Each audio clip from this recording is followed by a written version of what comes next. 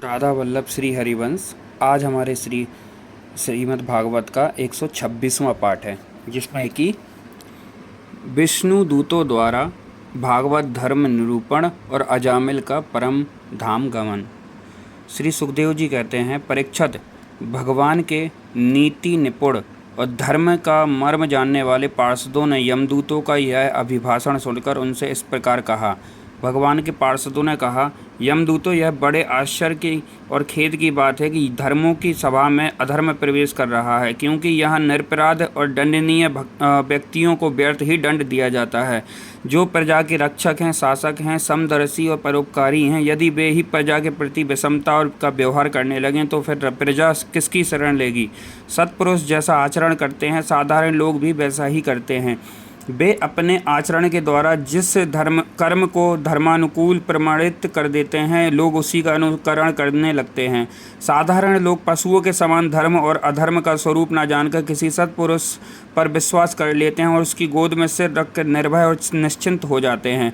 वही दयालु सत्पुरुष, जो प्राणियों का अत्यंत विश्वास पात्र है और जिसे मित्र भाव से अपना हितैषी समझकर उन्होंने आत्मसमर्पण कर दिया है, उन अज्ञानी जीवों के साथ कैसे विश्वासघात कर सकता है। यमदूतों, इसने कोटि कोटि जन्मों की पाप राशि का पूरा प्रायश्चित कर लिया है, क्योंकि इसने विवश होकर ही सही भगवान के परम कल्याणमय मोक्ष प्रद नाम का उच्चारण तो किया है। जिस समय इसने नारायण इन 4 अक्षरों का उच्चारण किया, उसी समय केवल उतने में ही इस पापी के समस्त पापों का प्रायश्चित हो गया। चोर, शराबी, मित्रद्रोही, ब्रह्मघाती, गुरु पत्नीगामी, ऐसे लोगों का संसर्गी, स्त्री, राजा, पिता और गाय को मारने वाला, चाहे जैसा और चाहे जितना बड़ा पापी हो, सभी के लिए यही इतना ही सबसे बड़ा प्रायश्चित है कि भगवान नामों का उच्चारण किया जाए, क्योंकि भगवान नामों के उच्चारण से मनुष्य की बुद्धि भगवान के गुण, लीला और स्वरूप में रम जाती है और स्वयं भगवान की ओर उसके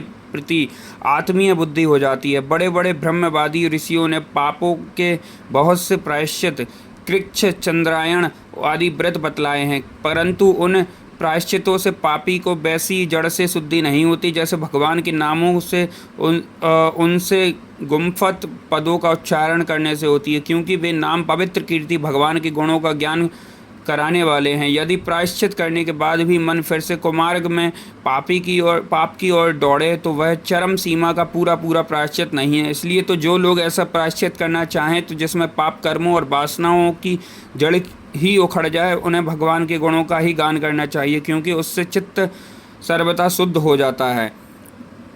इसलिए यमदूतों, तुम लोग अजामिल को मत ले जाओ, इसने सारे पापों का प्रायश्चित कर लिया है, क्योंकि इसने अब मरते समय भगवान के नाम का उच्चारण किया है।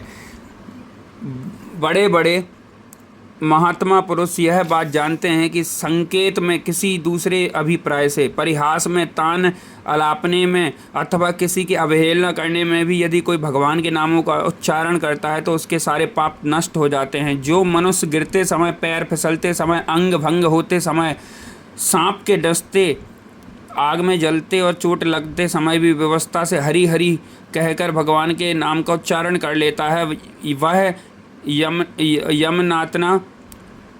यातना का पात्र नहीं रह जाता। महर्षियों ने जानबूझकर बड़े बड़े पापों के लिए, बड़े और छोटे पापों के लिए छोटे प्रायश्चित बतलाए हैं। इसमें संदेह नहीं है कि उन तपस्या, दान, जप और प्रायश्चितों के द्वारा वे पाप नष्ट हो जाते हैं, परंतु उन पापों से मलिन हुआ उसका हृदय शुद्ध नहीं होता। भगवान के चरणों की सेवा से वह शुभ ही शुद्ध हो जाता है। यमदूतों, जैसे जान या अनजान में ईंधन से अग्नि का स्पर्श हो जाए तो वह भस्म हो ही जाता है, वैसे ही जानबूझकर या अनजाने में भगवान के नामों का संकीर्तन करने से मनुष्य के सारे पाप भस्म हो जाते हैं। जैसे कोई परम शक्तिशाली अमृत को उसका गुण न जानकर अनजान में ही पी लेता है तो वह अवश्य ही पीने वाले को अमर बना देता है, वैसे ही अनजाने में उच्चारण करने पर भी भगवान का नाम अपना फल देकर ही रहता है। वस्तु शक्ति श्रद्धा की उपेक्षा नहीं करती।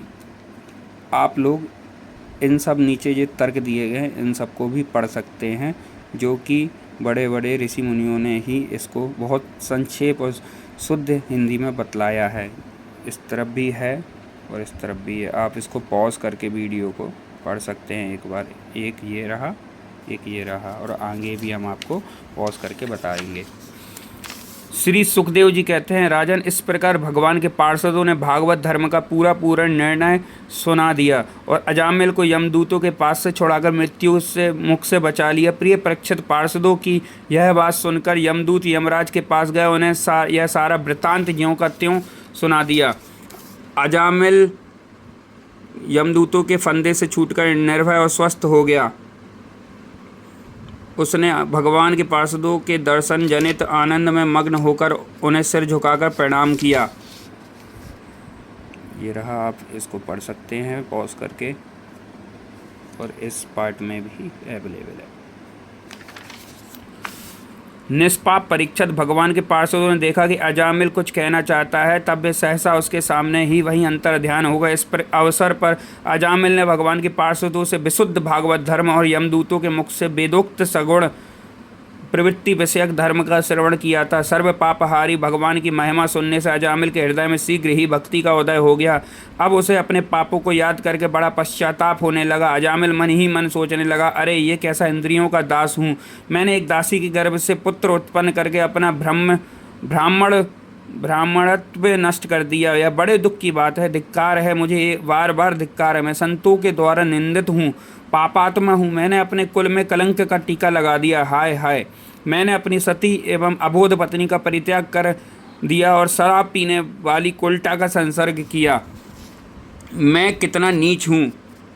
मेरे माँ बाप बूढ़े और तपस्वी थे, वे सर्वदा असहाय थे। उनकी सेवा शुश्रूषा करने वाला और कोई नहीं था। मैं उनका भी परित्याग कर दिया। ओह, मैं कितना कृतज्ञ हूँ। मैं अब अवश्य ही अत्यंत भयावने नरक में गिरूंगा, जिसमें गिरकर धर्मघाती पापात्मा कामी पुरुष अनेकों प्रकार की यम यातना भोगते हैं। मैंने अभी जो अद्भुत दृश्य देखा, क्या यह स्वप्न है अथवा जागृत अवस्था का ही प्रत्यक्ष अनुभव है? अभी अभी जो हाथों में फंदा लेकर मुझे खींच रहे थे, वे कहाँ चले गए? अभी अभी वे मुझे अपने फंदों में फंसाकर पृथ्वी के नीचे ले जा रहे थे, परंतु 4 अत्यंत सुंदर सिद्धों ने आकर मुझे छुड़ा दिया। वे अब कहाँ चले गए? यद्यपि मैं इस जन्म का महापापी हूँ, फिर भी मैंने पूर्व जन्मों में अवश्य ही शुभ कर्म किए होंगे, तभी तो मुझे इन श्रेष्ठ देवताओं के दर्शन हुए। उनकी स्मृति से मेरा हृदय अब भी आनंद से भर रहा है। मैं कुल्टागामी और अत्यंत अपवित्र हूँ। यदि पूर्व जन्म में मैंने पुण्य न किए होते तो मरने के समय मेरी जीभ भगवान के मनोमोहक नाम का उच्चारण कैसे कर पाती? कहाँ तो मैं महाकपटी पापी निर्लज्ज ब्रह्म तेज को नष्ट करने वाला था, तथा कहाँ भगवान का परम मंगलमय नारायण नाम सचमुच में तो कृतार्थ हो गया। अब मैं अपने मन, इंद्रियों और प्राणों के वश में करके मैं ऐसा प्रयत्न करूंगा कि फिर अपने को घोर अंधकारमय नरक में ना डालूं। अज्ञानवश मैंने अपने को शरीर समझकर उसके लिए बड़ी बड़ी कामनाएं की और उनकी पूर्ति के लिए अनेकों कर्म किए। उन्हीं का फल यह है बंधन। अब मैं ऐसे काटकर समस्त प्राणियों का हित करूंगा, वासनाओं को शांत कर दूंगा, सबसे मित्रता का व्यवहार करूंगा, दुखियों पर दया करूंगा और पूरे संयम से के साथ रहूँगा। भगवान की माया स्त्री का रूप धारण करके मुझे अधम को फांस लिया और कीड़ा मृग की भांति मुझे बहुत नाच नचाया। अब मैं अपने आप को उस माया से मुक्त करूँगा। मैंने सत्य वस्तु परमात्मा को पहचान लिया है। अंततः अब मैं शरीर आदि में मैं तथा मेरे का भाव छोड़कर, एक यह पार्ट रहा, इसको भी आप पढ़ लीजिएगा, थोड़ा और अच्छे से समझ में आएगा पॉज कर।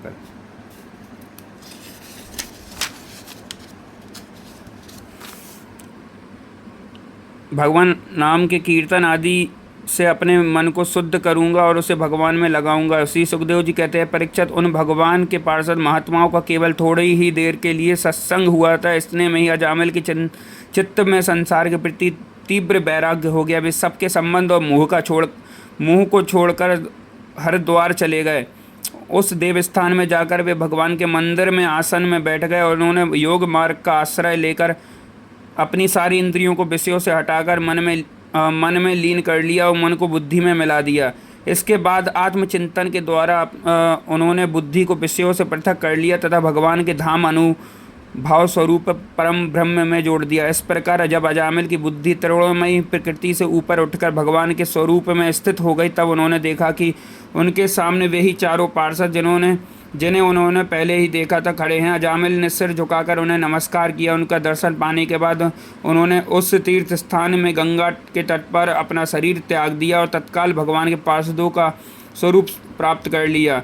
अजामिल भगवान के पार्षदों के साथ स्वर्णमय विमान पर आरूढ़ होकर आकाश मार्ग से भगवान के लक्ष्मीपति के निवास स्थान बैकुंठ को चले गए। परीक्षित, अजामिल ने दासी का सहवास करके सारा धर्म कर्म चौपट कर दिया था। वे अपने निंदित कर्म के कारण पतित हो गए थे। नियमों से च्युत हो जाने के कारण उन्हें नरक में गिराया जा रहा था, परंतु भगवान के एक नाम का उच्चारण करने मात्र से उससे तत्काल मुक्त हो गए। जो लोग इस संसार बंधन के मुक्त होना चाहते हैं, उनके लिए अपने चरणों के स्पर्श से तीर्थों को भी तीर्थ बनाने वाले भगवान के नाम से बढ़कर और कोई साधन नहीं है, क्योंकि नाम का आश्रय लेने से मनुष्य का मन और फिर कर्म में पचड़ों में नहीं पड़ता। भगवान नाम के अतिरिक्त और किसी प्रायश्चित का आश्रय लेने पर भी मन रजोगुण और तमोगुण से ग्रस्त ही रहता है तथा पापों का पूरा पूरा नाश ही भी नहीं होता। परीक्षित, यह इतिहास अत्यंत गोपनीय और समस्त पापों का नाश करने वाला है। जो पुरुष श्रद्धा और भक्ति के साथ इस का श्रवण करता है, वह नरक में कभी नहीं जाता। यमराज के दूत तो आंख उठाकर उसकी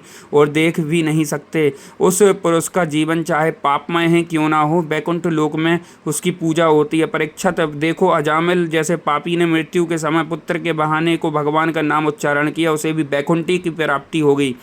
फिर जो लोग श्रद्धा के साथ भगवान नाम का उच्चारण करते हैं, उनकी तो बात ही क्या है। श्री कृष्णाम चरण अस्तु।